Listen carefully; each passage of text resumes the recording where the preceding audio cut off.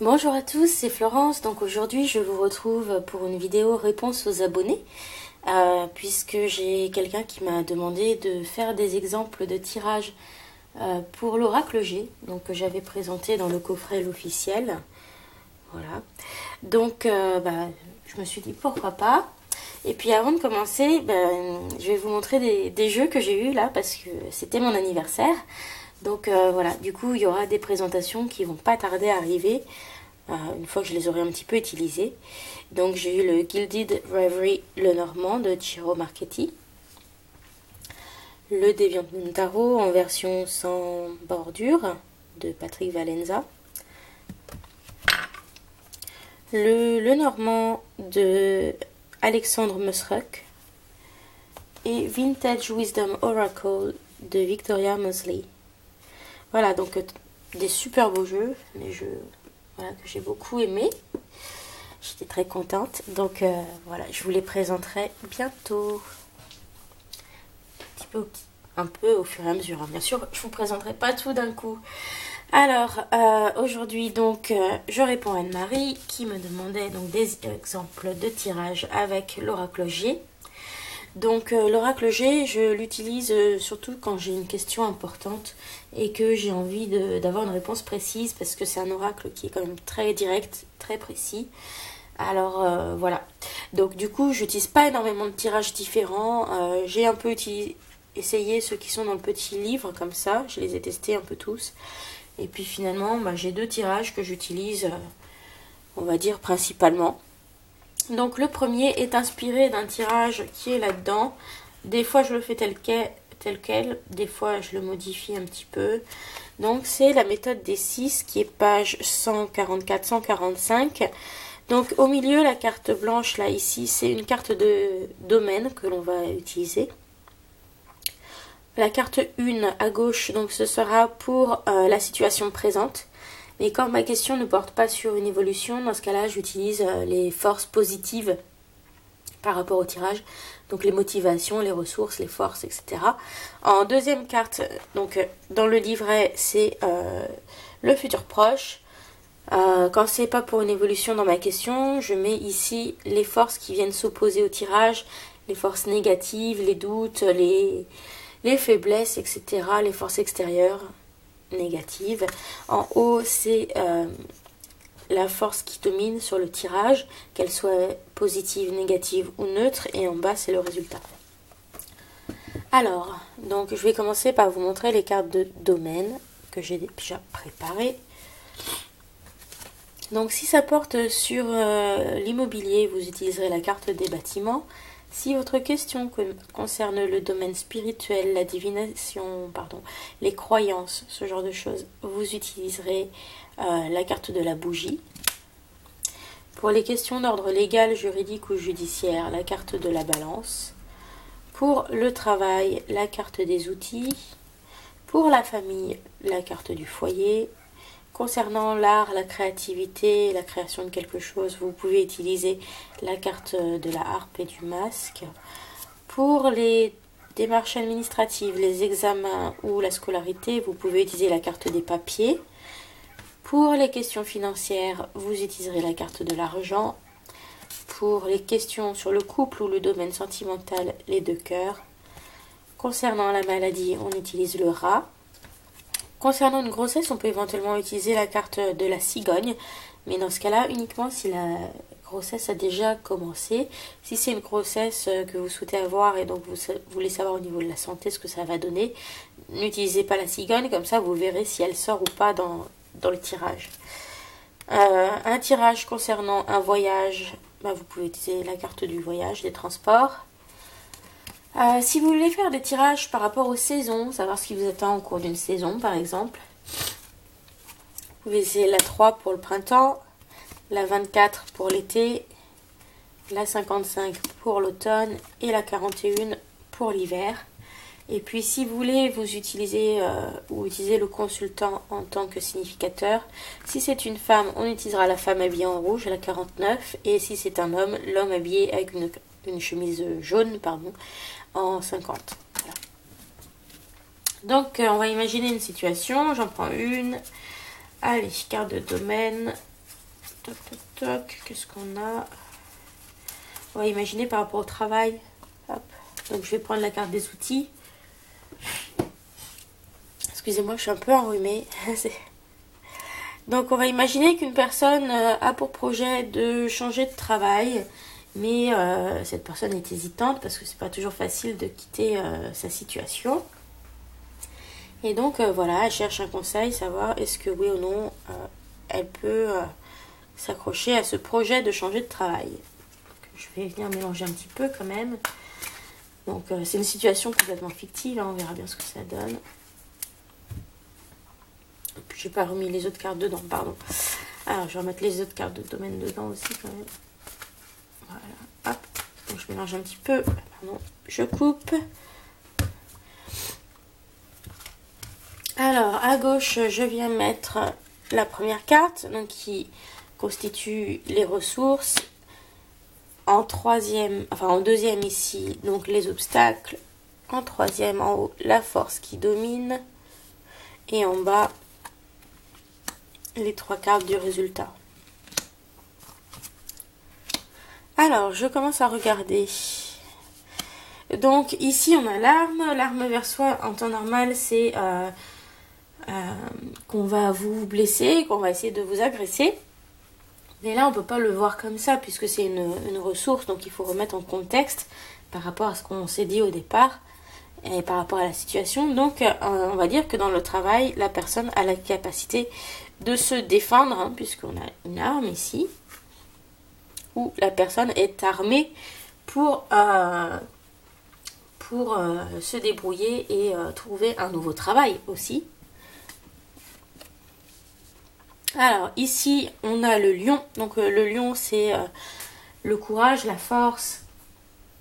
Ça peut être aussi une personne autoritaire ou le caractère autoritaire. Donc peut-être que la personne va avoir des difficultés avec quelqu'un qui dirige, hein, peut-être. Ensuite en haut, la force qui domine, nous avons... Je vous montre l'étoile. Donc l'étoile est une carte positive, hein, c'est une carte qui montre une protection. Alors ensuite en bas, on a la croix, la stabilité et les bâtiments. Donc on peut les lire séparément ou individuellement.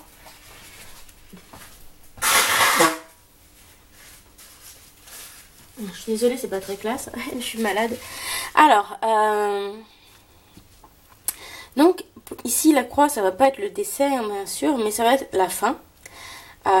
Ici, on a la pyramide qui représente des bases solides, la stabilité, et puis on a les bâtiments.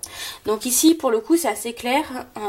La personne est armée pour faire ce changement. Elle va peut-être rencontrer des difficultés, un peu d'agressivité de la part de la personne qui dirige, mais cette personne est protégée dans ce qu'elle veut entreprendre. Donc la personne, d'après les énergies en cours, va sûrement mettre fin au travail qu'elle veut quitter, hein. Pour autant, elle ne perdra pas la stabilité. On voit la stabilité ici qui est dans le résultat.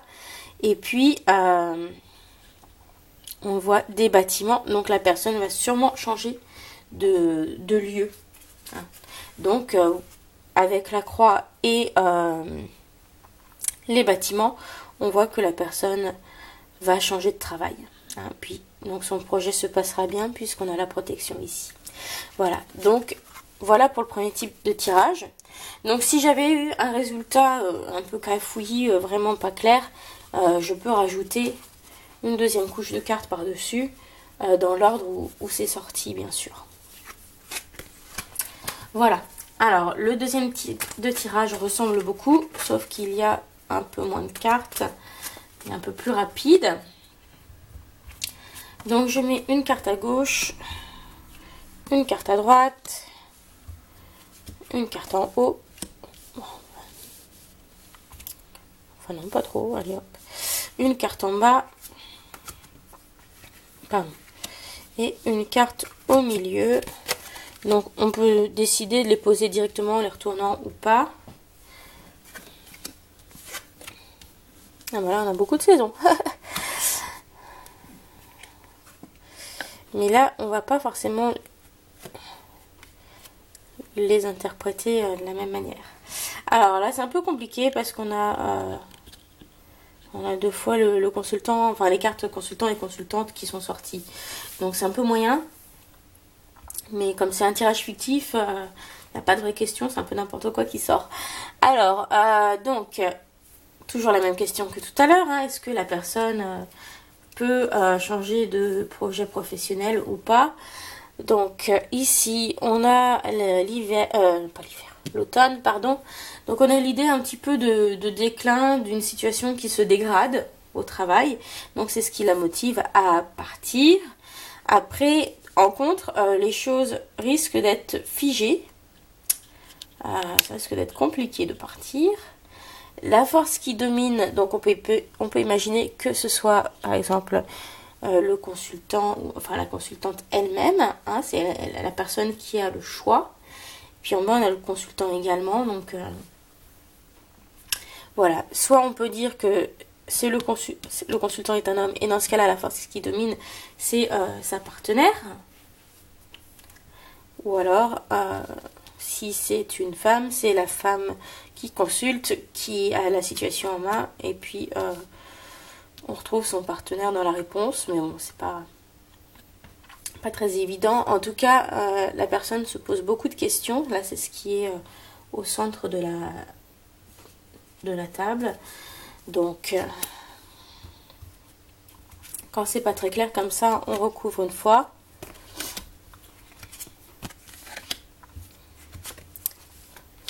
Alors, ici, donc, la situation se dégrade à son travail, mais elle a des petites économies, donc elle peut peut-être envisager d'avoir un petit délai quand même pour retrouver quelque chose.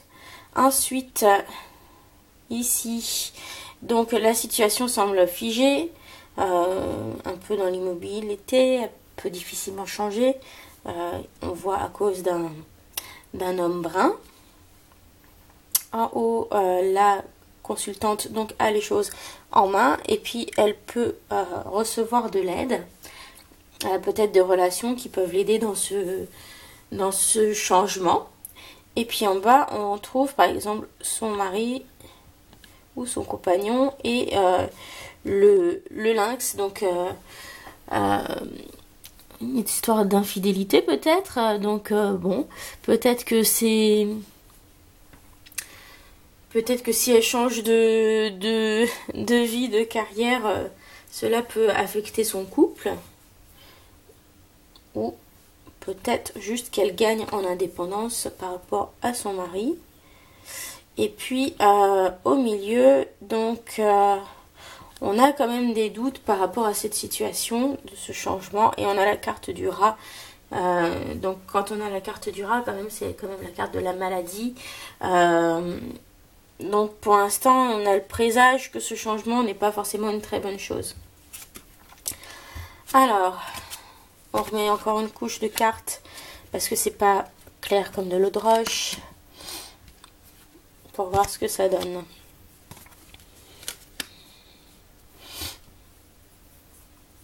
Alors, donc, la situation dégradée, elle a un peu d'argent de côté pour voir les choses venir et elle souhaite être plus épanouie dans son travail. Donc on en sait un petit peu plus. Les choses sont un peu figées et elle va devoir faire des choix qui vont être difficiles par rapport peut-être à un homme brun. Donc cet homme brun, c'est peut-être son mari. Hein. Peut-être que justement, c'est ça qu'on voit dans le résultat. Alors, donc on voit que la consultante a les choses en main, qu'elle va recevoir de l'aide, qu'elle va peut-être faire appel à ses connaissances. Et donc on a une carte du travail ici, donc elle va peut-être recevoir une proposition d'embauche de quelqu'un qu'elle connaît parmi ses relations. Et dans le résultat, donc l'indépendance par rapport à son mari ou son compagnon et un cadeau. Donc, le cadeau quand même positif. Donc ici, voilà, il y avait quand même une histoire de doute, de santé, de ralentissement. Donc, le changement risque quand même de prendre du temps à se faire, d'être un petit peu compliqué, d'apporter un petit peu de complications dans le couple avec le rat, peut-être, ou dans sa vie professionnelle. Mais voilà, si elle décide de changer, elle recevra quand même une proposition. Hein, c'est le cadeau qu'elle reçoit. Ça lui permettra de prendre de l'indépendance par rapport à son mari. Voilà, donc à elle de réfléchir à ce qu'elle souhaite vraiment.